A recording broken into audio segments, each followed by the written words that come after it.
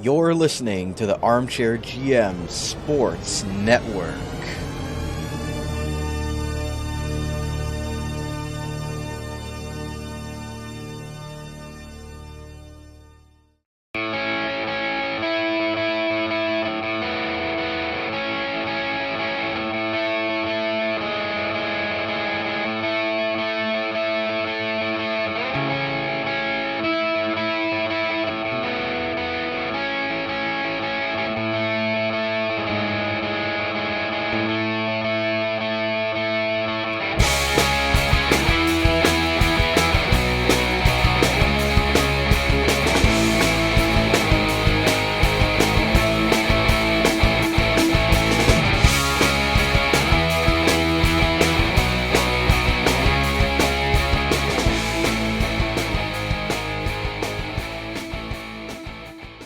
Welcome to another edition of the OHL in 60 podcast. My name is Reece, Doumani, along with my co-host Colin Ward.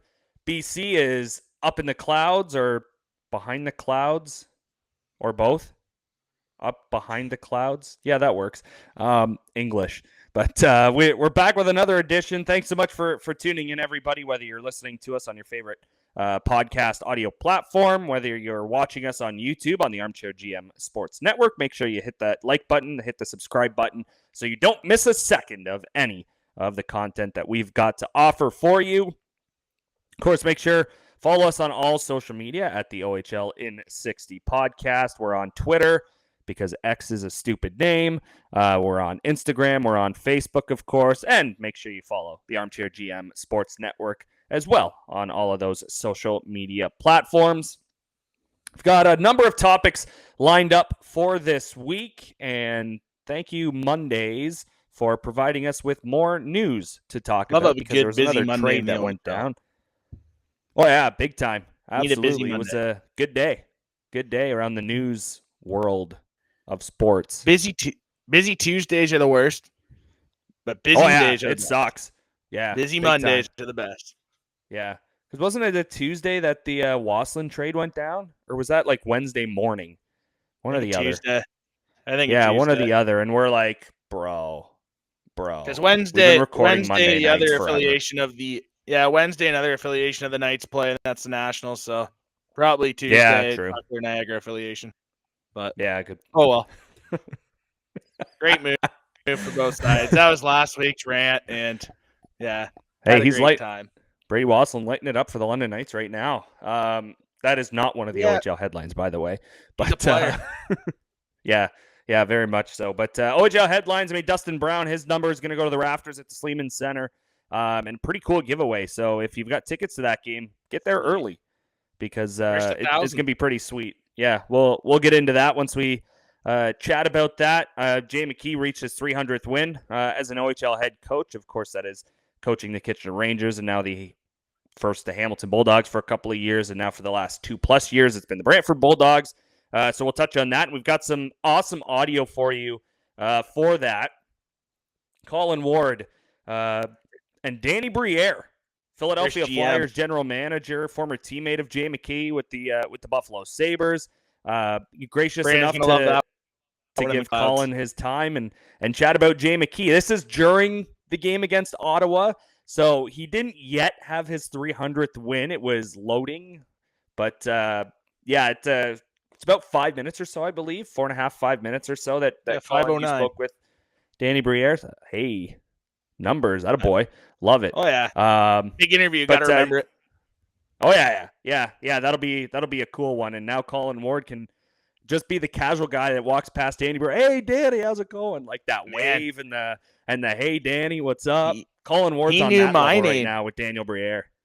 When he left, he said my name. He knew my name, and I was like, "This is pretty cool." I'm I'm out of my lane right now. I gotta get back in it, but that was pretty cool.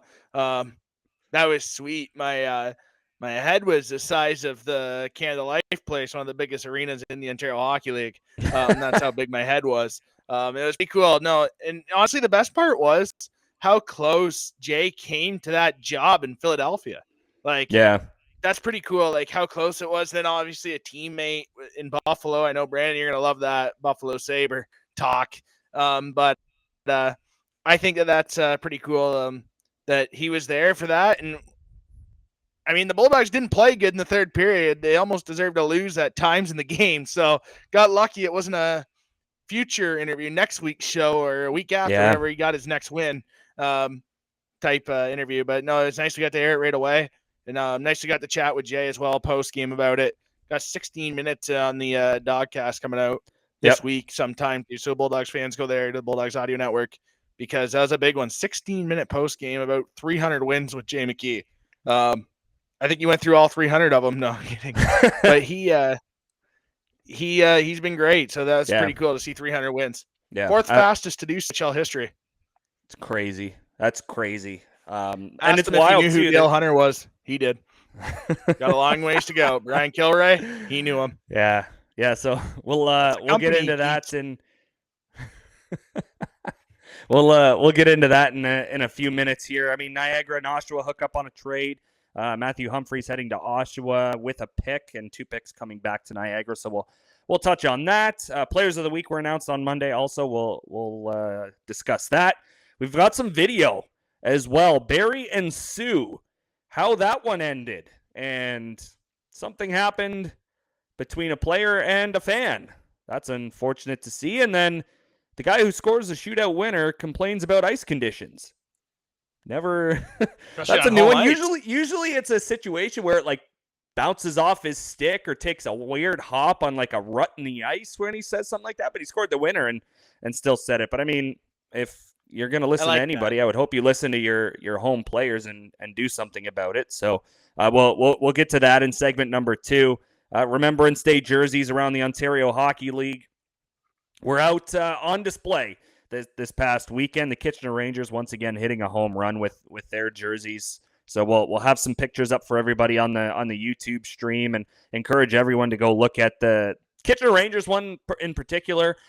Kingston Frontenacs had their usual camo jerseys for Remembrance Day weekend. Brantford Bulldogs did sort of a digi camo type situation for their Remembrance Day jerseys. I'm missing one. I'm drawing a blank. There were 4 teams that we've got. I can't remember the fourth team. Kitchener, Sault Ste. Marie. Sault Ste. Marie. There we go. Colin Ward here to the rescue. So Sault's were nice. Well, every team should do this. Agreed. Every team should do this. Absolutely. Honestly, these jerseys that are printed, they're so easy. It's not like it's stitched on. They're easy to make. It's not as much as a stitched on. I think the Kitchener Rangers stitched theirs though. That one looks stitched.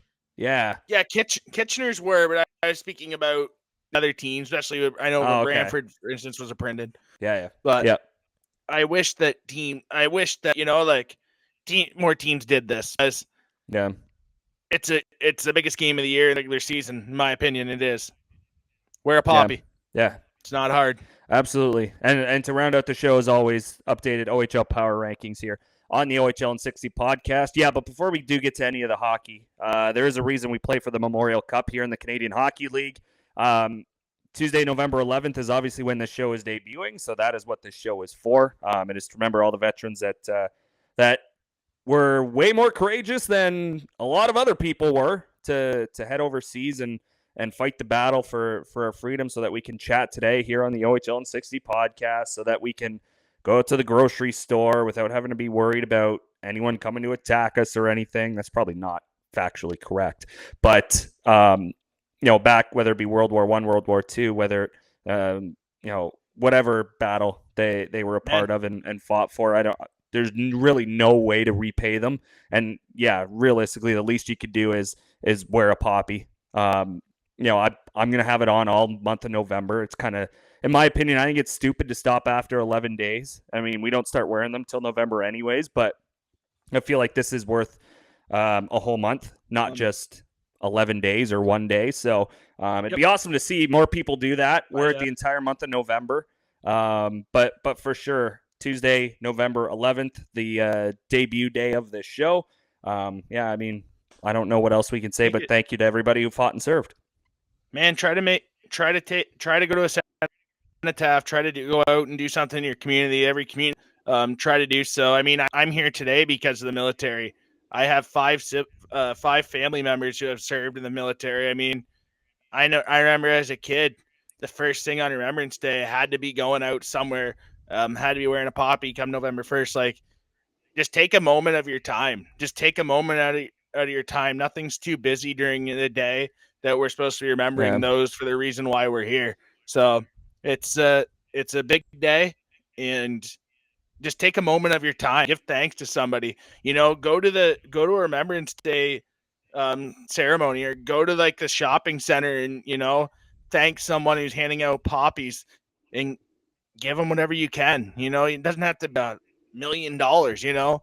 Like, whatever you can afford, just do it. Like, and just say like thank you. It's the simple things in life. There's not enough people right now in the world that just say thank you. There's not enough of that. Then that's the unfortunate part. And with these guys, with everyone that's come before us and has put in all this effort that I ever put in, for what? Like, some of these people, some of these heroes, they put their lives on the line. They have put their lives on the line to do for us, and it's unfortunate. And I hope that people can say, just go say thank you, go to a ceremony, or, hey, wear a poppy. It's just take a moment out of your day and just say thank you for those who've come and served for us. Yeah. Yeah. Well said, Colin. And I mean, it's awesome to also see all these Remembrance Day crosswalks starting to pop up also. Those are big time. Keep those all those are awesome. Around so, too. So where we are in St. Catharines, it's Port Dalhousie, we call it. Kind of, if anyone's in the KW area and remembers Cambridge, you got Preston, Galton, Hespeler. We're kind of the Hespeler, I think, maybe. I can't remember which one's the smallest, Preston, Galt, or Hespeler. I doesn't really make Galt's a difference. But anyways, Cambridge. Yeah. So Hesper's pretty small. Yeah. I thought so. So we're probably more like that. But right across the street from where we are is the Port Dalhousie cenotaph or statue for Remembrance Day. They've got the crosswalk painted with the soldiers, red, white. Poppies are thrown in there also. So to see more of those pop up, I think is pretty sweet. It's a really nice way to make crosswalks less boring than just white stripes. Although good band, but just white stripes is a little boring on pavement. To add some red in there and to see a tribute to the soldiers, that's pretty sweet. Yeah, that's unbelievable. Yeah, that's cool. It's nice when towns do that and like cities do it. I mean, that's cool. Got to give thanks, right? Like I say, Remembrance Day is always going to be a touchy subject for me. Like, it's one of those things where I'm not here if it's not for my grandfather who served back in Hungary. Like, it's just wild to be like, it's the biggest moment of the year. It's one of the most underrated. Well, it's not even underrated. It's one of the most, in my opinion, unappreciated holidays. It should be a holiday. It should be bigger than what it actually is. So that's just opinion on it. I was going to say it's day off of work and school important. Big time. Just in my opinion. 100% it should be. And I mean, it's really cool to, like, when I was a kid, I got to go in the Delhi, Ontario, in each business, each school in the city of Delhi, a wreath with like remembrance and stuff like on it. So I got to bring up the wreath a couple times in Delhi. Nice. That's pretty cool. I don't think I went back to school after either. So I think one of teachers, I was playing hooky on you for a good reason. But yeah, it's good enough. No, it should have been there in the first place. 100%. I mean, I remember grades 7 and 8, we got to go to those. We got to go there as a whole class. We went there in high school too. Like, you could go, like they suggested you go, but it was pretty cool. We did a lot of people in Delhi. Yeah. Quick, before we get to Dustin Brown here, was your school a Pittance of Time school, or were you Highway of Heroes school? That video they play every single morning on Remembrance Day. There's like in the grocery store, that video for the Pittance of Time, or like the Highway of Heroes, the Highway 401. All right. Yeah, so are we. Yeah. The only reason I thought of that question is I saw a video come up, and one of those nostalgia videos where it's like Remembrance Day when we were a kid, and that was the song that was playing in the video. Everyone in the gym, and yeah. So, no, I had to ask because I feel like every school's either one or the other.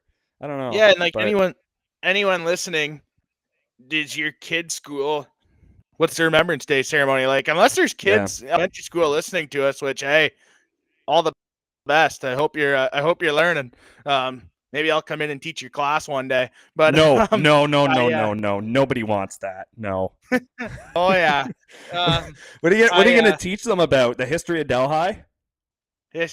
History of the Delhi, Ontario, and we'll go over the OHL trade book. Back when I was a boy, I remember when we only had one stoplight, and oh, that'll be now me we're when up I'm to 80. 5. And when I'm 80, that'll be me, 100%. All right. Yeah, man, that'd be a time. I wonder what the ceremonies are like doing elementary school. Yeah. Anyone that has a kid that's in elementary school or even high school, let us know what the ceremonies are like for your child, because that's interesting to see like what the schools are like. Because when I was in elementary school, it was huge, like it was cool. I hope it is. Yeah, me too. Yeah, I hope it's still the same. But I mean, we'll touch on Remembrance Day jerseys a little bit later because it's good enough for its own segment. But to Dustin Brown, former Guelph Storm, which, by the way, look at that jersey, the Nike, the Guelph Storm jersey. Those are solid, honestly. They got to wear those. They wear those that night, November 22nd. Throwback night. Absolutely, 22nd? They should. Or 23rd. 23rd. 22nd. They got to wear those. 22nd. Okay, they got to wear those. Yeah, I agree. Absolutely. So the number 32 for Dustin Brown is going up to the rafters at the Sleeman Center. And you can see, if you're watching us on YouTube, you can see his stats pop up. For anyone listening, we'll kind of just go over it all for you. His rookie season, 2000-2001, Colin and I were 2 years old. 23 goals, 22 assists for 45 points, 50 PIMs. Love that, too. That was in 53 games. 63 games is next year, 41 goals, 32 assists. Total of 73 points. PIMs go up to 56. And then 02-03, 58 games played. He scored 34 goals, added 42 assists for an OHL career high 76 points and 89 penalty minutes. Colin Ward, big fan of a player that can do both of those. But big smile on my face, bottom line, the stat line. That's awesome. Yeah. Absolutely. Hey, and born in 1984. Good year. Good year. That's very shortly after the Tigers won the World Series last time against the San Diego Padres. So that's 84. Good year. Remember it. Wasn't born. But I wasn't born in 92 or 93 either. And I'm not talking about last weekend. Yeah, I was born. Dustin Brown, he'll join Todd Bertuzzi, Jeff O'Neill, Ryan Callahan, and the late Paul Fenley having their number retired above the rafters, or to the rafters, above the rafters. That'd be on the roof. Okay. Yeah. Well, English isn't Englishing today. Rock banners in Hamilton back in the day. Man. Screw those banners. Sorry, not sorry. Pretty much, honestly. Yeah. It was also a special weekend in Kitchener. They got their level of excellence group started. Induction started. Pete DeBoer was gifted his level of legacy honor as his ceremony took place this past weekend. Still crazy to think it's been that long since he was a coach of the Kitchener Rangers, right? You think of all the NHL teams he's been in: Florida, New Jersey, San Jose, Vegas, Dallas, which also goes to show you the life of an NHL head coach, because New Jersey Devils lost in the finals, and then the next 2 years out of the playoffs, okay, you're fired. San Jose Sharks, round 1, round 2, round 3. Next year, didn't last the season. See ya. Goes to Vegas, lost in round 3, didn't make the playoffs. Okay, bye. Dallas, lost in round 3. Yeah, okay, bye. Dallas. Which is crazy to think, but I mean, when you look at his time with the Kitchener Rangers, 2 championships for him. Before that, obviously, we can't forget his time with the Plymouth Whalers, Detroit Junior Red Wings as an assistant. This guy spent a lot of time in the junior ranks as a head coach before moving on to the NHL. And for his tenure in Kitchener, if you bring 2 championships to a city, there's a really good chance you're going to end up somewhere in the rafters or along some sort of wall. And for Pete DeBoer, this is well deserved, much deserved, and maybe overdue. 08 last year in Kitchener, but also he's had a job for the last how many years and probably hasn't been available for something like this. So, honestly, he's not coaching this year, too. so he's got some time. Yeah, and being in the Western Conference too in the NHL since 15, 16, he's been in the Western Conference. It's hard to get an off day in Ontario, especially with the Bruins on Saturday night dismantling the Leafs. Even though the Leafs get a power play with 2 minutes left, it still was not enough to beat the Boston Bruins. So it's nice that he was there. He's able to, the off day, get his level of legacy, and it's pretty neat. Like Kitchener, I mean, they do everything right in that organization. Yeah. It's not a surprise.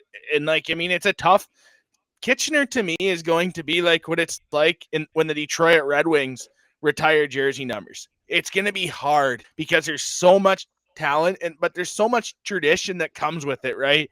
Yeah. And you have to be a complete 6 out of 5 star instead of just a 5-star person. Is the vibe I get from the Kitchener Rangers organization, and that's a big compliment I can give the Rangers. They're the model of consistency in the league for a long time. And they do everything right. So it's really cool. It's very well deserving. National Hockey League too, right? So close. All of his teams, I feel bad for Dallas because they were so close to the top too. Yeah. Yeah, no kidding, eh? So obviously you want to get over the hump. You want to win a Stanley Cup, but also Coach took you to 3 Western Conference championships. When's it on the players? But anyways, Niagara and Oshawa. Hooking up for a trade. Another headline that came through on Monday. Matthew Is Humphreys, the graphic Oshawa or is it London? Just wondering. BC is just shaking it. He probably walked away from the screen. BC's like, I'm done. I'll be back in 10 when you're ready for a break. But BC does not approve. Oh, man. BC does not approve of that comment. I apologize. Man, I got to recover from that. I just had to. I had to make that joke. The listeners are thinking the same thing. Probably, yeah. Matthew Humphreys goes to Oshawa for, along with Owen Sound's 7th in 2026. Niagara gets Brantford's 4th in 2026 and Soo's 7th in 2028. I mean, this is Niagara figuring out their goaltending. I think this is something we had discussed even before the season got started during training camp, but the amount of goalies they had, and Yarmolenko hadn't come over yet, so you're thinking, okay, like, is Robertson back? What's going on with Humphreys? Is the import coming over? What's going on with Yarmolenko? So, they essentially ran with 3, and Yarmolenko unable to travel to the States for games against Erie and in Michigan against Saginaw and Flint. So Humphreys was the guy that would back up for Charlie Robertson, who would start in those American games like we did see this past weekend in Erie. Now, who's the backup if you have to go to Erie again? I think there's one more trip to Erie. I could be wrong. But Oshawa gets another young goaltender. I mean, it's still a team that's looking to regain assets this year. They're not going for it. Humphreys is an OJ guy right now, getting some regular minutes while it was Robertson and Yarmolenko with the Niagara IceDogs. So he goes to Oshawa from Niagara to get an opportunity as a general. Yeah, and honestly, it balances out the picks too. You see the 7th swap. That's balancing out the picks. That for Oshawa standpoint, you might have multiple picks in the 7th. You trade that pick to Niagara, you balance it out. 4th round pick's a decent return, to be honest, for a guy that played 1 game, started the year, played 10 minutes, got pulled right in Brampton. That's pretty good, a 4th round pick in return, in my opinion, for Niagara. I don't think it's that bad of a deal. I think for both sides, I mean, with Oshawa, you cannot keep running Cholette every single game. Gravel just hasn't played good enough this season for them. One of his last starts, the Kingston game, that wasn't a great out at all. So by the looks of it, Humphreys comes in. He's going to get the chance to play a little bit. Obviously, Oshawa likes him. It's a low risk, high reward type of deal for them. It's a good hockey trade for both sides that you kind of see in situations like that. I mean, for Humphreys, if he's going to be the 3rd guy at 17 years old, you might as well make a trade. Like, if you're Niagara, I don't fault Niagara making this trade. I think it's a deal for both sides, and who cares about your 3rd goalie? You're not going to play anyways. You think, like, if you're Niagara, you're not thinking he's going to play anyway. If he's playing, well, then the year's over anyway. So it doesn't really matter about the deal. They got a 4th round pick for him. that gives them an opportunity, and I think it's a good hockey trade for both sides. Yeah. Which, by the way, the Niagara IceDogs do go to Erie one more time this year, but not until March 14th. So I would hope visa issues are figured out with Yermolenko and he can travel to the United States. But we'll see. And for the people watching on YouTube, you can see what the draft class in 2024 looks like for the Niagara IceDogs. Brady Wasslin, London. Max Crete, London. Nick Frasca, OJ. Matthew Humphreys, Oshawa. Jacob McMahon, OJ. Charlie Hotless, Flint/OJ. What a London's. Now, this is obviously not a Frank Evola draft, but that does not look very good. To say it nicely, that is not an awesome look. You might as well have not even participated in the 2024 OHL priority selection. If an NHL GM had like that, would they have a job? You give me the answer. Anyone listening, let us know the answer. That's what I think of it. It's unfortunate. I mean, it's one of those things too, especially with Wasslin and Crete. Two guys that I don't think, and this goes both ways. It takes two to tango in a relationship. Relationships end for a reason. It takes two people to end a relationship, not one. And I think that in that relationship, if they weren't going to be there, I don't think they got the support they wanted. And I also don't think they gave enough to the organization as well. I'm just going to say it like that. I miss the days where guys just didn't go to places to play and be part of the solution. I miss those days so bad, but it is what it is. I think both sides, it takes two to tango. It's over with, but it definitely doesn't look great in the draft class for sure. You get a kid in, you got to do your part to keep him happy. You got to do your part to keep him developing. If you're the kid, you got to accept the development. If you don't, well, this is what happens. But it takes two to tango. Niagara messed that up dramatically. And I would say I'm leaning toward the player side on this, but it's unfortunate for both sides. I mean, it's embarrassing, right? It's embarrassing. It's like guys leaving the Maple Leafs to win cups. It's embarrassing for them. Like it's for the Leafs. Yeah. It's funny for us. Oh, yeah. It's great from the outside if you're not a Leaf fan, but it's one of those things, right? Like it's unfortunate. It's like how many coaches the Buffalo Sabres had. Like it's not great. It's bleak. I mean, people can laugh at it all they want, but if it was your team in the mix, I mean, it's embarrassing. If it freaking hurts. Like, well, and I mean, we've been harping on Niagara and giving them crap for having tough attendance. Yeah, give them something. I mean, those fans are probably looking at that and thinking they're probably going to London. We just lost a year of drafting. What are we doing? What am I going to go watch?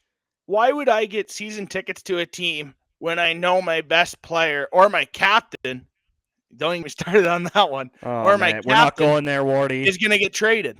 You know, like give me something. Give me loyalty. Give it to the fans.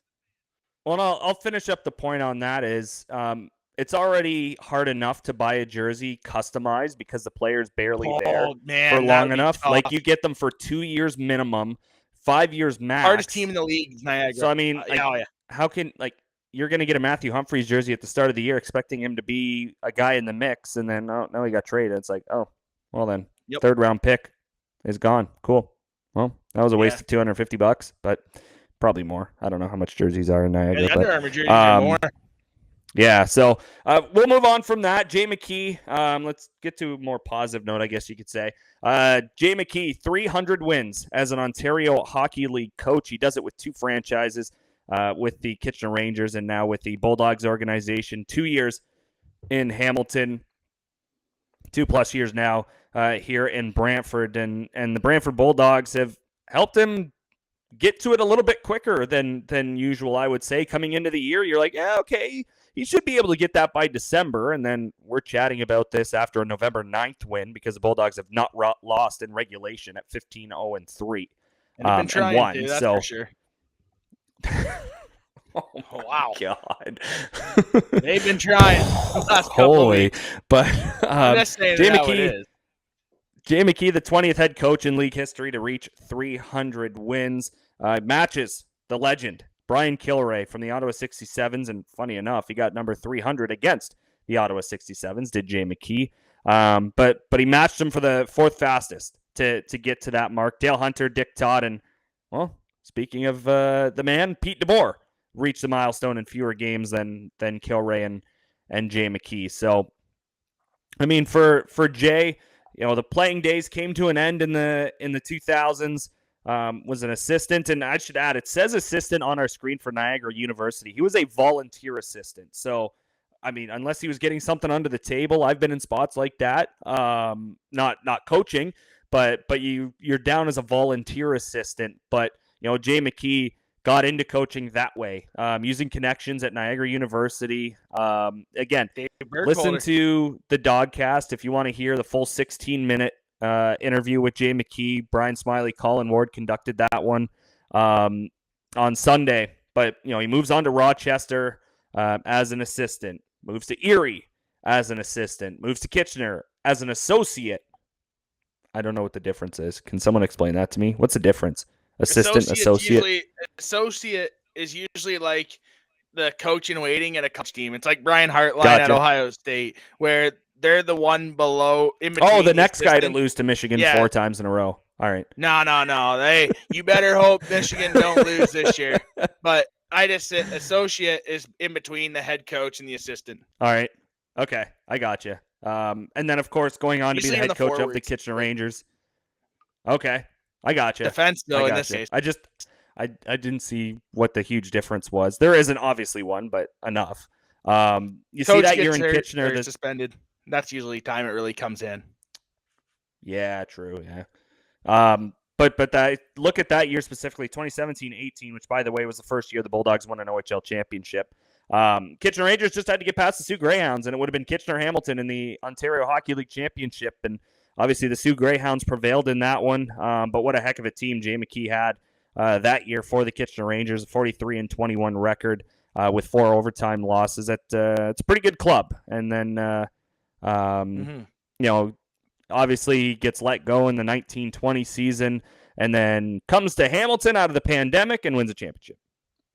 Now, he had a very talented roster, don't get me wrong, but you also have to have the right man behind the ship. And 51-12-5, not good enough, apparently, to win head coach of the year, but he won an OHL championship, and in his words, he better win it this year. Bulldogs were the champions of the champions in the Memorial Cup because they were the last team with a championship standing before they lost to a host that had a month and a half off and changed head coaches. So the Bulldogs, you know, they're on a run, hoping for another championship this year, of course. Despite trading away all your veteran guys in 22, 23, still found a way to get 33 wins out of his Bulldogs before losing to Barrie in round 1, making the playoffs, first year in Brantford, losing to Ottawa, and then making it to round 2 against Oshawa yet last year and falling, but still a division title. I mean, Colin Ward, we talk to Jay, not on a daily basis, but on a fairly weekly basis, sometimes 2 or 3 times a week. And, you know, it really is an honor to be able to talk with him post-game about the game, about his experience, coaching, playing, you know, any topic, really. You can ask him anything. He's not great story get guy. upset. You know, yeah, absolutely. Oh, he loves great in the media room, too. He's got a great fantasy football team. Oh, yeah. You know, I still think of the story he always goes back to about the trade deadline, and I'm sure he's going to bring it up again this year about him going from Sudbury to Niagara, and he was a young guy, and Niagara Falls, I should say, and you know, moving on and doing all that, but and Josh Brown knows a ton about this, talking to him on a daily basis when he was in Kitchener. But Jay McKee, just a great dude, and couldn't be happier for him. And we know he's going to get a shot in the NHL. But couldn't be happier for Jay. 100% echo that statement. He's great. I mean, nothing bad to say about Jay McKee. Jay McKee's awesome. I mean, he's the best storyteller too, and such a classy. Like, nothing bad to say about Bulldogs head coach Jay McKee. That guy, I mean, there's nothing he can't do in the league. He's a great person. He's one of the best people in the OHL you can meet, and he's incredible. And I mean, we talked earlier, and coming up soon, Danny Briere, former teammate of his. It's no quit, and it also worked out because if Rick Tocchet wasn't in the running in Philadelphia, Jay McKee's the head coach of the Philadelphia Flyers. That's how close it was. Which is amazing because we talked about him potentially going to the AHL first, whether it be in Philly, whether it be with the Ottawa or Philly, whether it be with Lehigh Valley, or is it just Lee Valley now? I don't know, one or the other. The Phantoms, sick logo, by the way. Or in Belleville with the Sens organization, having that connection with Michael Landlauer, Steve Stais. And then to hear that he was in the running for a head coaching job in the NHL, we're like, whoa. Like, yes, not saying he didn't deserve it for sure, but we were having a conversation like, oh, yeah, he's headed to the AHL first. And it's like, no, he was ready to go to the next step, and shows you how much belief he has, not only from a former teammate in Danny Briere, but just NHL executives in general. Yeah, and Jay's not OHL head coaching job's almost a parallel OHL or way. If you're an elite coach in the OHL, it's a parallel job to the AHL. And I think for Jay, he's put in his time. If he has a good season this year, if they're successful with championships in Brantford, I mean, why not get the chance, right?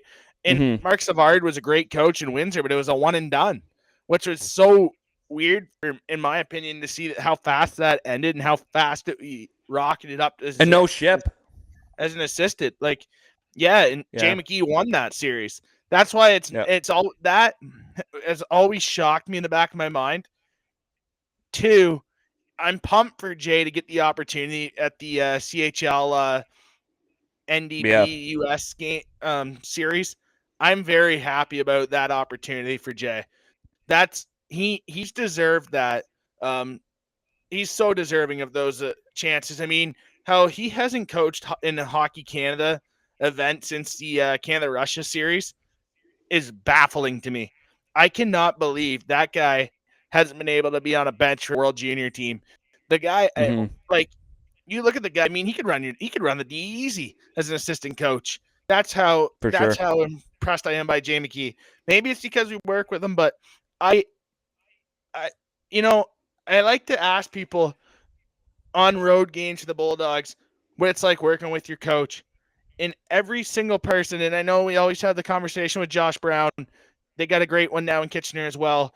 And we talk all the time about Jay McKee and Jay, like how great it is to work with Jay. I mean, Jay's the best. He knows all about that as BC picking up an iconic pitcher in Buffalo there. Man, we're bringing that to him next I got to print game. that off. Yeah, I got to print that off and show him. Got to get that signed. Maybe we'll do a giveaway on the podcast, a signed Jay McKee card.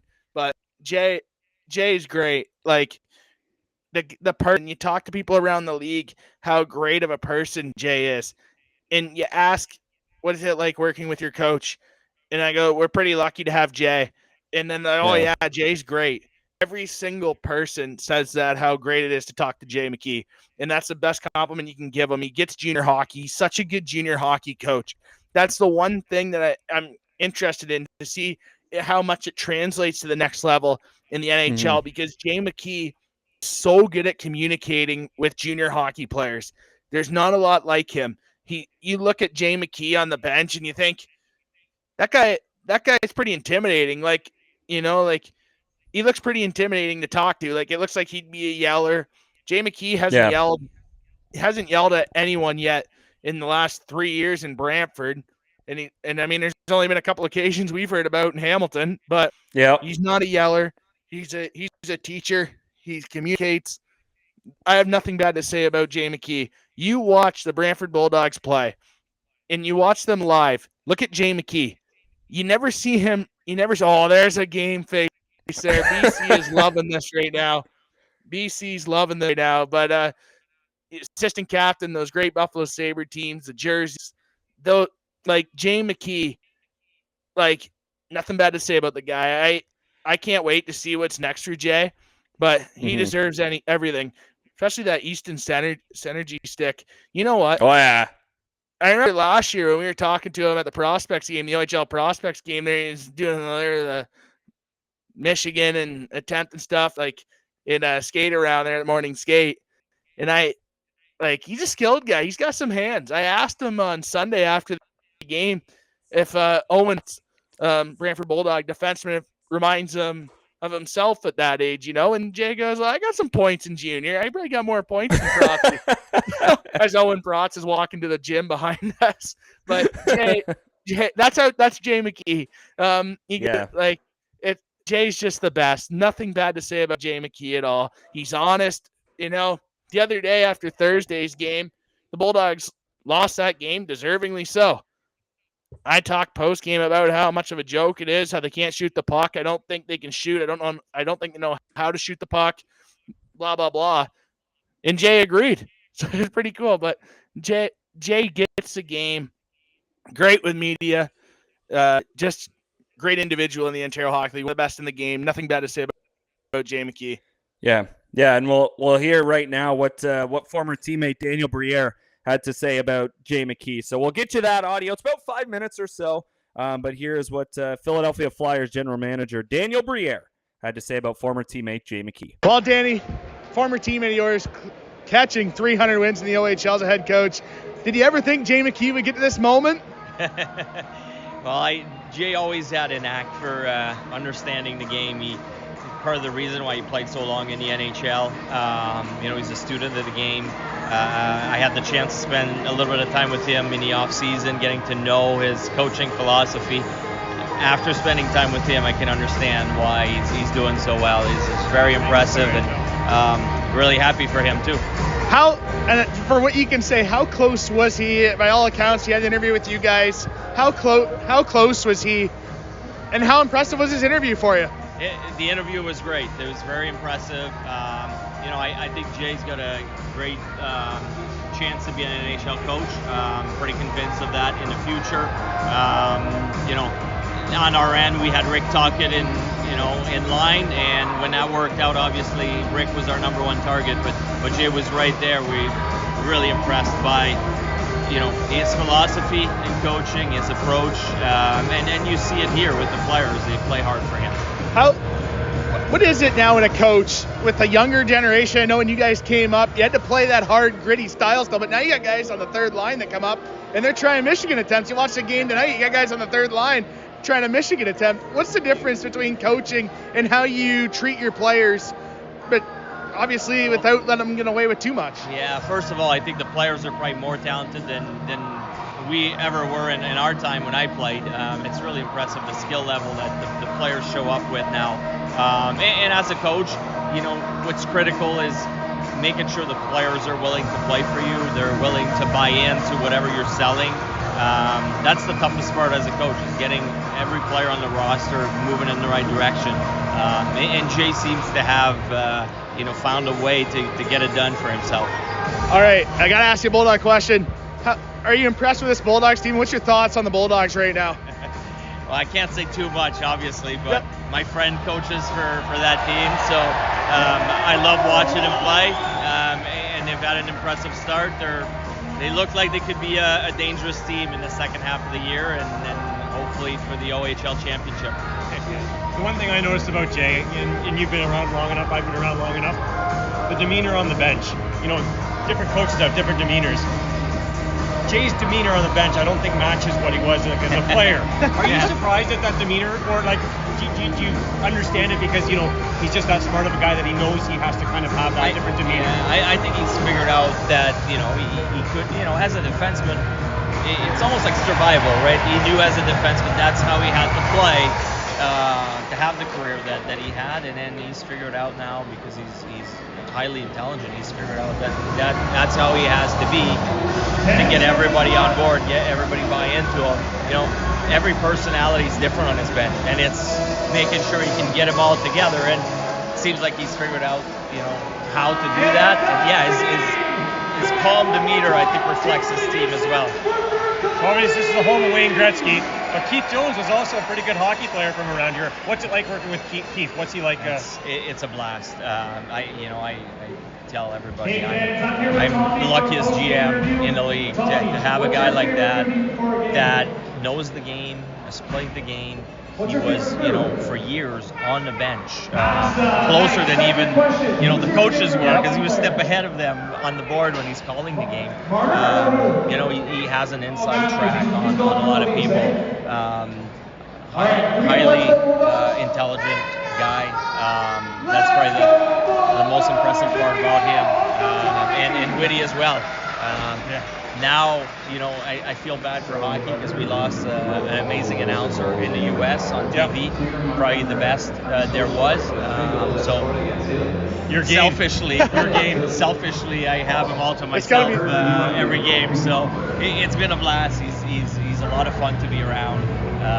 And like he says, he's the second best player to ever play coming from Brantford. So we have a laugh about that. When you say he's fun to be around, quick story. So when I first started out, I was in my early 20s here. I was at a bar. He was there, and we shot the shit for like 10 minutes. I'd never met the guy, and I said, "Do you mind if I introduce you to my wife?" My wife came over. We shot the shit for another time. Just the most down-to-earth guy you'll ever meet. Just a great guy. Yeah, and funny as hell. Yeah, for sure. We have a blast. The cool part is we're on the same page. We see the game the same way. And hopefully we're going to build a Flyers team that's going to be around for a while. Appreciate you taking the time. Thanks. That was Philadelphia Flyers general manager Daniel Briere and former teammate of Jay McKee's chatting with Colin Ward about Jay McKee. Again, that interview taking place during the game on Sunday, not when he got or after he got his 300th win, but nonetheless, a great chat with Daniel Briere and very, very kind to give Colin his time to grab some audio. So, again, Danny Briere knows who I am. Pretty Colin cool. Ward. That's cool. Fired up. Hope he comes back. We'll go to Chuck's. Oh, man, Chucks. Of course, Chucks. That was pretty cool. So let's get to the players of the week that were announced on Monday as well. And we'll start with the player of the week, Alex Kostov from the Flint Firebirds. 3 games, he had 7 goals and 2 assists for a total of 9 points. He was also a +6 for the Flint Firebirds over the weekend, who we'll see live, Colin, in Brantford coming up on Friday. And they look for a big rebound against the Brantford Bulldogs. They lost 7-0 to Brantford on a couple of weekends ago in Flint. So they'll be looking for a bounce back there. OHL goaltender of the week from the Kingston Frontenacs. It seems like they're just pumping out goalie talent, much like Owen Sound is right now. Matthew Minchak, 2 games for him. He was 1-1 with a 2.03 goals against average, save percentage of .942, making 65 saves in those 2 contests for the Kingston Frontenacs. Rookie of the week, Tasarnia, Easton Welos. 3 games, 4 goals. Almost got the games and goals mixed up there. 3 games played, 4 goals, 3 assists for a total of 7 points for the Sarnia Sting rookie, which they got a huge piece back in second-year forward Alessandro Diorio. So they'll look to get on a run right now. The Sarnia Sting with him back. And then GOHL prospect of the week from the Strathroy Rockets, London Knights prospect Jake Ritson. 2 games, 3 goals, and 2 assists for a total of 5 points. As Strathroy looks to climb back into the playoff picture here towards the middle of November in the GOHL. Time for a break, though. Colin Ward, you have the floor before we head off. Happy for Wallace. He's played good for Sarnia. Sarnia is a weird situation there. I cannot comprehend the Sarnia Sting this season. They played their best hockey in losses. They played their best. I mean, obviously they took 3 or 4 with Windsor. They dropped one where they should have won against Brantford. They dropped one against London. I don't know. And then they go have a stinker against Owen Sound. I don't know how. I can't comprehend this team, how they can't get it together. But I'm happy for Wallace. He looked really good when I saw him play this year. I don't know why. I cannot comprehend the Sarnia Sting this year. Let me know. DM us. Let me know what's going on. I can't comprehend the Sarnia Sting this year. Yeah. It's like I watch them play. They can be unbelievable next night, come up short. Then they can play a game and they get absolutely smoked. And it's like, how do you not have life after being in games with the top teams in the league. And then I love the caption. Absolutely, I love it. I cannot comprehend the Sarnia Sting. Absolutely. Title the pod. What's the Sarnia Sting? Ask Danny B. Question mark. I should have asked him, but no. Colin Ward and the Sarnia Sting, the biggest rival of the week. Just kidding. I was trying to figure it out. Another one. We got another biggest rival of the week. That's coming up to start segment number 2 after this here on the OHL in 60 podcast. Butt ends are hockey stick grips, specifically for the top of the stick, designed to replace traditional cloth tape. They're made of rubber and offer a more consistent and comfortable grip than tape, aiming to improve performance and reduce slippage. Butt ends are an alternative to regular stick tape that provide enhanced grip and comfort, are durable, reusable, and consistent, with the ability to reduce vibration. The grips are available in a variety of styles, designs, colors, and even have options for specific player names. At Butt Ends, they're committed to providing the world's highest quality stick grips and continue to bring new technology and ideas with each new grip design, regardless of sport. Alex Petrangelo, Akil Thomas, Max Domi, Aiden Hill, and Tim Stutzla are a few who have proudly used Butt Ends for peak performance at the NHL level. Check them out at buttonswithaz.com and use our referral code buttons.com/discount/armchairgm to get 10% off your order as part of our community. Engineered for greatness and performance, Butt Ends, the #1 grip in hockey. Fourth Wall is the official merchandise supplier of the Armchair GM Sports Network. Our user-friendly site is print to order with no minimum items or inventory needed, shipped right to your doorstep safely and efficiently from their North American warehouse. All of our logos are available to supporters, listeners, and viewers can have the best variety available to them for their swag preferences. All items are priced as low as possible, allowing everybody who wants to support our business with the opportunity to do so, receiving quality and comfortable products in return. Shop today at fourthwall.com with the direct link to our Armchair merch store in the description of all episodes and in the bio of all of our social media accounts. Become an Armchair GM today with Fourth Wall. You're listening to the Armchair GM Sports Network.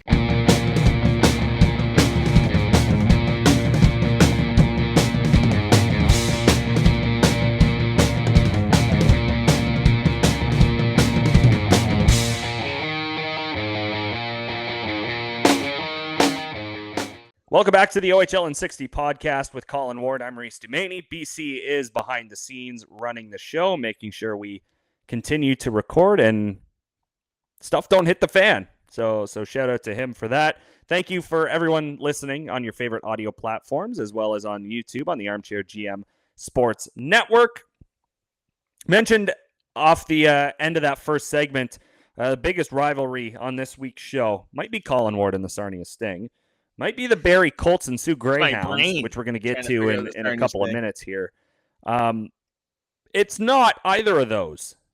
It's Bones and the right post on the net. Now we're going to break down this video. You can see Bones skating onto the ice. The flag's not ready. And that's rule not good flag etiquette. It's got to be better. You got to have it out and ready to go. That's just, what I'm thinking? It's not good. Just, hey. and I mean, Colin, we had it there. I think, yeah. Hey man, those nuts come out of nowhere. I think it's hilarious. He left it. Make the ice crew do it. Put it back. He just 100%. Left it. Let it slide. Well, it's panicking. Bones is panicking. Oh yeah, he's like, oh crap. Like, the flag. Smile and wave, Bones. Smile and wave. Right away when I see Bones go right to the net. It's like, who's that net there? And right to it, I'm thinking, I got to go back to my tyke days when I got the metal bar when I first started learning how to skate, and you got that metal bar at the local arena. I'm thinking, skating stride. The push thing? The skate, the skate guides. Wow, you got metal ones? Jeez, Windsor must have been cheap. Kid. Ours were plastic. Windsor arenas. Jeez. But yeah, they right away when I saw that, I thought going out on the ice right away, this isn't going to be good. And then I kept thinking, turn, go behind the net, and then boom, right into the net. How you doing? I mean, I will say, people only probably watch NASCAR as Brandon's gonna love this. People only watch NASCAR to see the crashes. So go in a circle, advertise stuff, turn left. How about you turn right? Create a diversion. You'd probably win. But just like in Brandon cars, agrees. you have to turn right to go left. Exactly. What was the line? Stupid grandpa car, something like that. I don't know. My buddy's son might get a kick out of that. He's a big cars guy. Shout out to Oliver. Yeah, that was and I mean, we had a discussion about how many beverages Bones had consumed before skating onto the ice, but then looking at it again, pretty clear that he just didn't have the flag in order. So it went viral. I mean, a lot of people had a lot of laughs, so including Does us. this end But skating mascots? Not a lot of mascots skate before. No, not a lot do an introduction like Niagara does on the road, where it's like Bad to the Bones is playing, which is sweet, but like I don't know. Does this end Bruiser doesn't? Like I think if you're the mascot Tex for Kitchener, Tex might. I can't remember. Opening night he didn't. Windsor's got like 3 mascots. I'm sure one of them does. Spike and Stormy have been out on the ice before. Oh, Scorsy skates. Come on, Colin. Oh, yeah, right. Yeah. Scorsy skates. Come on, Yeah, Morty. so That's embarrassing. Yeah, well, I didn't really pay attention to the mascot as a kid, to be honest. You were the only kid not to pay attention to the mascot. Yeah, I was too busy going through power play percentage with my dad and why the shooting percentage is the way it is. Oh, jeez. But all right. 100%. Colin Ward is going to take over the Be Better segment for this week. For whatever reason, 6'7" seems like a big thing. I have no freaking idea what the heck this means. I think that means I have I'm no old clue what it means because I don't know what this trend is. But Colin Ward has the floor for the next 90 seconds to complain like an old man about 6'7" around the OHL. I'll cut you off. Cut me All off. right, I'm in. Yep, cut me off. Ring the buzzer, and I got to stop. Okay, 3, 2, 1. You know what? This 6'7" thing is becoming a joke. I have no clue what it means. Like, maybe that's a problem. I've looked it up. I've gotten my girlfriend to look it up. We have no clue what it means. I think it's just a slogan like that the kids are doing nowadays, but they're raising the hands for those on YouTube. I just did a 6'7". It kind of reminds me of when Cam Newton started doing like the dabbing thing, and that was like, what are we doing other than losing in the Super Bowl 50 to the Denver Broncos as they should? But lovely night that was. But I just think this 6'7" thing and the captions on social media, how come every single team that plays the Ottawa 67s has to post 6'7"? Every team the last 3 weeks, except for the Brantford Bulldogs last week on Sunday, and I made sure of that one. I wanted to hug Matty Gallant and company after seeing that the 6'7". As BC raises a great point, maybe it's non-Leaf fans celebrating 6'7". I mean, yeah, the Stanley Cup was probably that light to lift it at that time, or it's probably maybe it was heavier because back then it was probably heavier product. But no clue. I wasn't even born. My parents were barely born. I mean, I just think my dad was a year old. Yeah, what was that, Dad? I don't know. No clue. So I think this one more. The 6'7" thing is a complete joke, and I'd like to see teams stop doing the 6'7" thing for every single Ottawa 67s game. Thank you. I am done. All right, moving on. I don't even know what's next. That threw me off. Oh my God. Look at us go here in segment number 2. We got Bones running into posts. We got Colin Ward complaining. Right, Barrie and Soo St. Marie. That's right. The shootout winner goes in. Yeah, you see it on YouTube. Essentially, the wave goodbye to the Barrie Colts bench. Which I hate when teams do that. I hate when teams score in the shootout and they go along and do like a train and bark at the bench. It's like, okay, I understand, but if a whole bench came after the one player, what are you really going to do? Like the old phrase, what are you going to do? So that's one of the... Who said that? Was that Clarkson against... No, it wasn't Clarkson. Doughty said against Bertuzzi when he knocked off the water bottle? Don't touch my water bottle. David Clarkson, great signing, Toronto. Good job. Drew Just Doughty, like Anthony stole ours. Yeah. What are you gonna do? What are you gonna do? So, yeah, that's yeah. I mean, and then you get the salute to. It's supposed to be the fans, I guess, more directed at the Barrie Colts, saluting them back home, I guess. We know Calvin Crombie from his Brantford Bulldogs days. He's all over that, but I don't know. I don't know how to react to this one. And I didn't watch the game. I'll admit it. Barrie and Soo is not something I'll go out of my way to watch, unfortunately, and that's no offense to the Soo Greyhounds or Barrie Colts. Barrie is a little bit more exciting with Hemming coming back. That's a big addition, and I think they have a chance to really do well this year in the Eastern Conference. But, I mean, unless you're number one in the OHL, why are we doing this? I don't get it. Again, unless something was said earlier in the game, unless there was a big interaction that took place, again, that I might not know about, and that'll be on me for not knowing that. But you won a skills competition. Yeah. That's all I have to say about that. If it was a 10-minute overtime, you probably lose.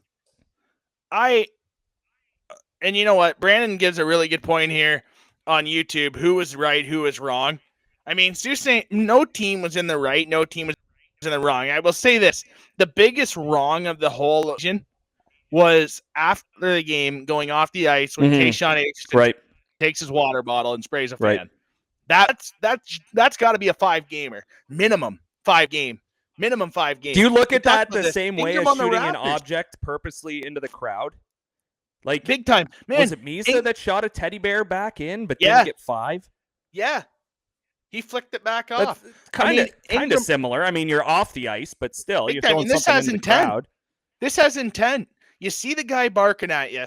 Okay, fans are going to bark. It's going to happen. Your first-round pick in the NHL, it's not going to be the last time someone yaps at you. I hate to break it to you. It's not going to be. Well, when you play in New York, Devils and Rangers fans can be pretty mean to Islander players. Islander fans can be bad to their own if you don't play hard. Ask John Tavares about leaving and then going back there. You know, I think on the island, it's an island for a reason in New York. And I think that with this situation here, when you take the water bottle, you come off the ice and you flick the water at the guy, at the fan. Like Ingram on the Raptors got suspended on Monday afternoon for his in Philly for spiking the water that hit a photographer of Philadelphia of the 76ers. He got suspended $25,000. And there wasn't even intent on that. Obviously, that's the NBA. Wait, whoa. Hang on. He got suspended $25,000? You mean sorry. I'm thinking about this. So was there a suspension on top of that? I hate the NBA. I think it's dumb. No? Okay, just the fine? No, there wasn't a suspension. Sorry, he got fined $25,000. And I was thinking suspension with Aitchison on the matter that it is. But Aitchison, in my opinion, it's a 5-game minimum suspension. 5 games. You can't. That's in league protocol. And if there is not a suspension on this, why do fans go to the games? And obviously, we're OHL promoting the OHL every week. We're talking about the OHL. I love the OHL. But if the OHL does not do a suspension here, why do fans go to the games? I understand there's a code of conduct policy 1,000%. For instance, Oshawa on Friday night played it 3 times every period they played it, which is hilarious when you got people on social media who are absolute clowns hanging out on a flip phone burner accounts. But that's a song and dance for another day. But I think that those situations happen. You have to control it. You have to set a standard right now. It's not right. I don't think that can happen again. Sault Ste. Marie, a lot of barking's going on it. Stop going by the bench every time you score and having to say something. Why? Why? So no team is in the right. One person, in my opinion, is in the wrong. It's going to happen when you're barking at a bench. Man, well, these are bench, teenagers. We've been teenagers before. It 100%. Happens, but it just, I don't know.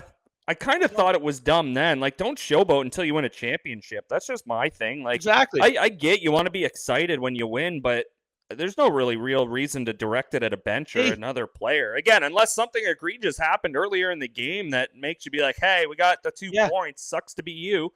But again, yeah, whether someone was in the right or wrong, I don't know. I don't know. Again, we weren't there. We'd get a better idea if we were actually at the game. You can only see so much on highlights and on TV. Yeah, but and I caught the ending of it. Who knows? I think, in my opinion, I think the player in Aitchison is wrong for skating off the ice like that with the water bottle. That's my biggest wrong in the whole thing. Like, I don't know if I missed anything else, but that's my biggest wrong right now in the whole situation. Seeing that's not a good look. It's a horrible look for the league. Yeah, well, I've got a video of an executive throwing a water bottle onto the ice in Niagara, but we won't get into that. Remembrance Day jerseys from this past weekend. I mean, again, on YouTube, you can see them pop up on your screen. For anyone listening, go check out social media. They're pretty well plastered everywhere. Kingston Frontenacs do it really well, as always. The Soo Greyhounds with the poppy right on the front. Those are sharp. Really yeah, sharp. No offense to the Greyhounds logo. This is a jersey. It doesn't need the Greyhounds logo on it. I see that it's on the shoulders, obviously, but you got the poppy front and center. You've got the maple leaf, or the Canadian flag, I should say, on each arm. Yeah, I will say the logo does look nice on the shoulders. Don't get me wrong, but the way they designed that jersey with the poppy just front and center, that's sharp. Like, I'm a really big fan of that jersey right now for the Soo Greyhounds. Also because their other jerseys are red and white, much like the Detroit Red Wings jersey concept, or jersey setup. But that one is really, really sharp. And I mean, Colin, Kitchener does it again. I love these. Man, they're incredible. All three so far unreal. Kingston's been around for a while, but Kitchener, I mean, like we said, not a surprise. Model of consistency. They honor their tradition like no other in the league. You ask someone from Kitchener what it's like to trade their captain in the middle of November, they would not know what that means. That's how good Kitchener is in an organization. They're incredible. Yeah, absolutely. And again, Brantford has theirs as well.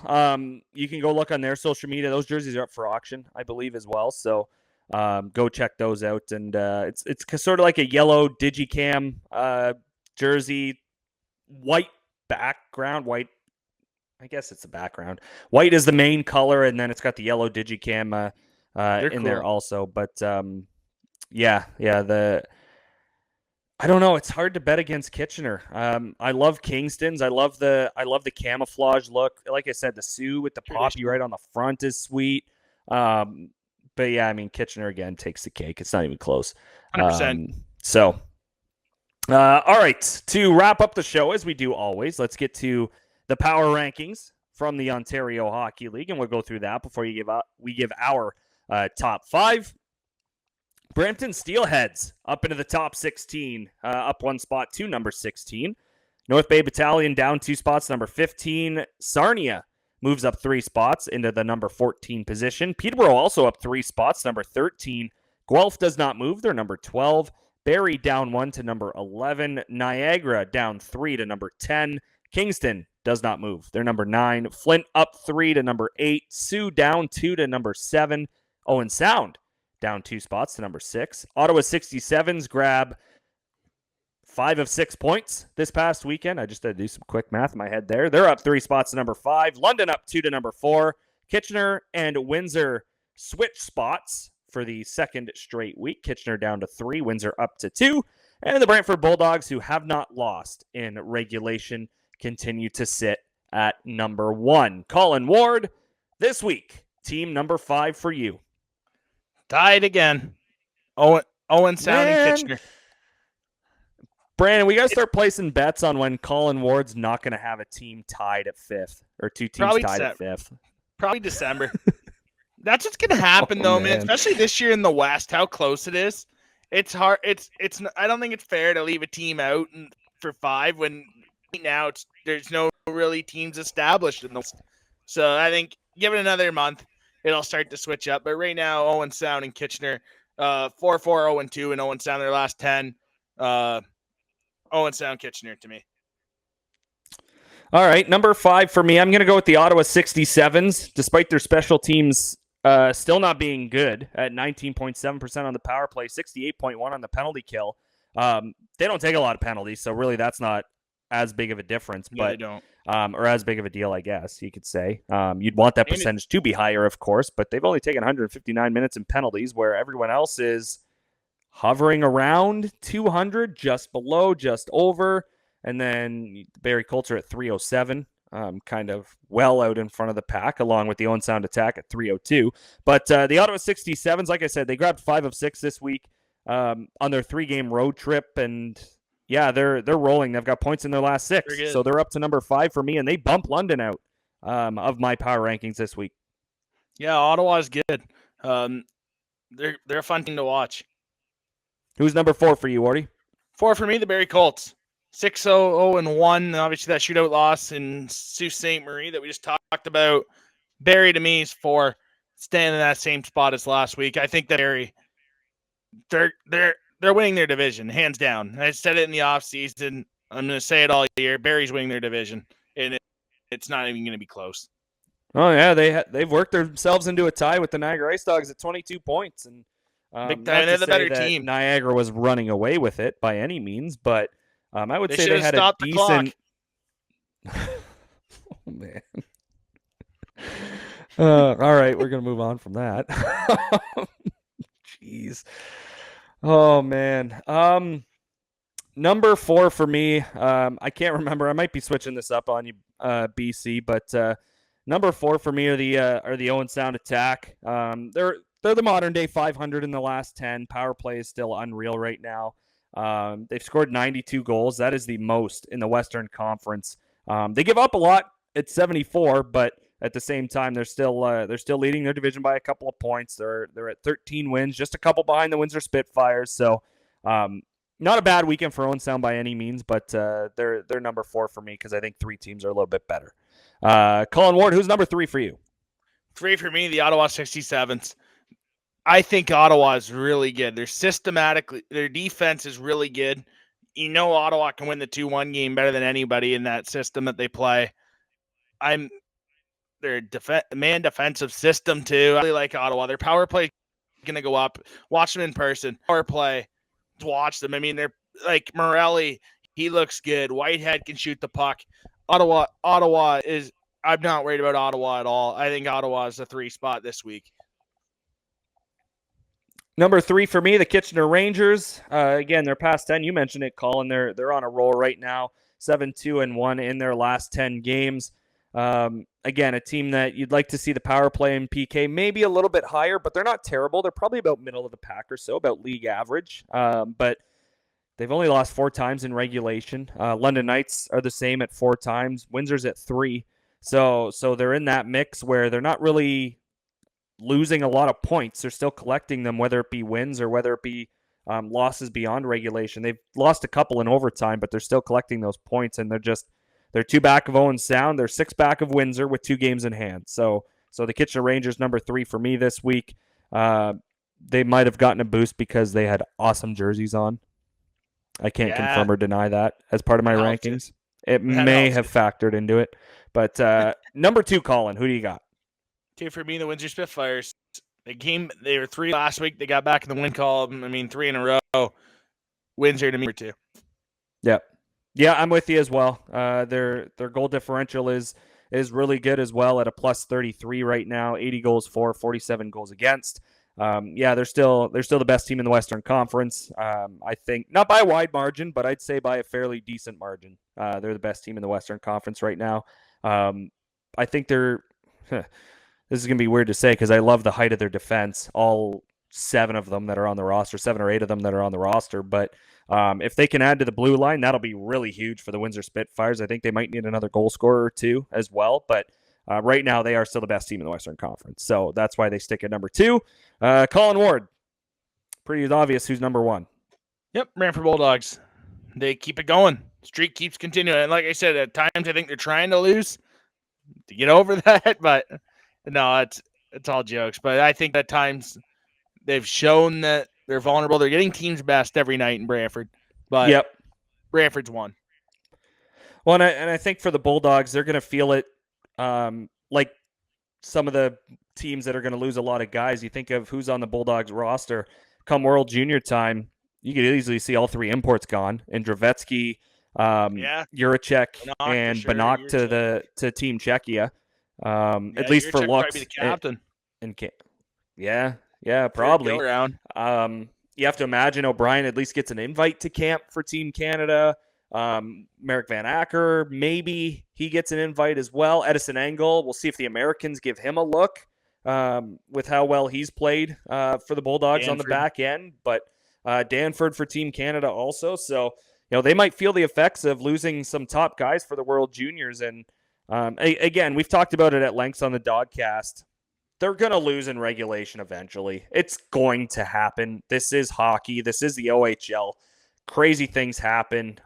There's going to be a night where the Bulldogs just don't have it. It's going to happen. That's hockey. And I think for them right now, you just continue to ride the high. How well, the results in getting wins. Might not have been the best weekend, but you still walked away with 5 out of 6 points with 2 wins against Oshawa and Ottawa and then losing in overtime to Peterborough. So plus 50 goal differential.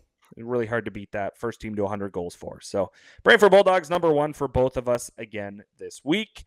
And that will wrap up this week's edition of the OHL in 60 podcast. Again, if he's listening, we'll give a huge shout out to Daniel Briere and thank him for his time speaking with Colin Ward on during Sunday's game in Brantford. Hope you all enjoyed that 5 minutes with Mr. Briere, the general manager of the Philadelphia Flyers, former teammate of Jay McKee. And there's lots more hockey coming up this week. We've got another school day game this week as well on Wednesday, 10:30 in the morning in Ottawa. Kingston Frontenacs, Ottawa 67s. In the right time to have a school day game, not in March in the middle of a playoff race. Some teams that do that. But this one's at Canadian Tire Center, which is always awesome. When they can fill that huge building with kids for a junior hockey game, oh my goodness. I would not want to be in the building for that because I would lose my hearing.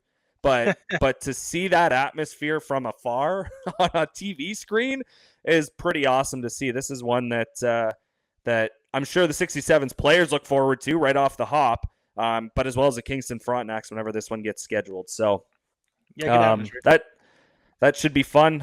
Again, hope everyone wore their poppies today, November 11th, Remembrance Day. If you're not, I have no words. So let's. I'm going to keep it going all through November. I hope that's a trend that starts. I don't know. I'd like it to, but man.